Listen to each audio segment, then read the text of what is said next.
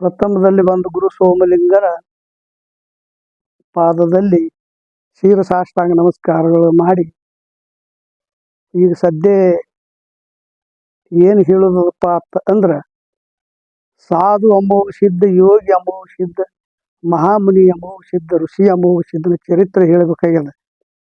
ಹೆಂಗೆ ಹೇಳೋದಪ್ಪ ಅಂತಂದ್ರೆ, ಕೈಲಾಸದಲ್ಲಿ ಶಿವನ ಸೇವಾ ಮಾಡಿ ಹಗಲೇಳ ಗುರು ಸೇವೆಯನ್ನು ಗೈದು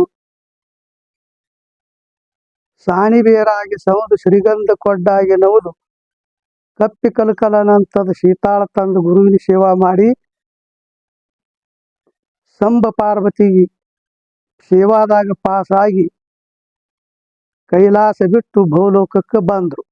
ಅಮೋಘ ಸಿದ್ಧನ ಜನನ ಹೆಂಗಾಯ್ತು ಮತ್ತವ ಎಲ್ಲಿದಿಂದ ಬಂದ ಅಂತ ಕೇಳಿದ್ರೆ, ಗುರು ಹಿರಿಯರು ಹೇಳಿದ ಪ್ರಕಾರ, ಹೊನ್ನ ಗ್ರಾಮದಲ್ಲಿ ಗುರು ಹಿರಿಯರು ಹೇಳಿದ ಪ್ರಕಾರವಾಗಿ ಒಂದಾನೊಂದು ಕಾಲದಲ್ಲಿ ಭವಳೆ ಶಂಕರ ತನ್ನ ಧ್ಯಾನಸ್ಥದ ಕೂತ ಕಾಲಕ್ಕೆ, ಗುರು ಸೇವಾದಾಗ ಕೂತ ಕಾಲಕ್ಕೆ ಕಣ್ಣಿನಿಂದ ಬಿಂದು ಅಂಗೈ ಒಳಗೆ ಬಿತ್ತು.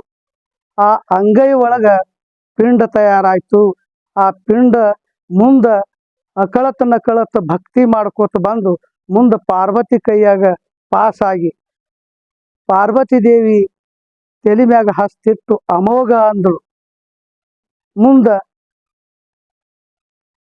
ತಂದಿ ಭವಳೆ ಶಂಕರ ಕಿವಿಯಲ್ಲಿ ಮಹಾಮಂತ್ರ ಕೊಟ್ಟ, ಸಿದ್ಧಿ ಪ್ರಾಪ್ತಿ ಆಯ್ತು.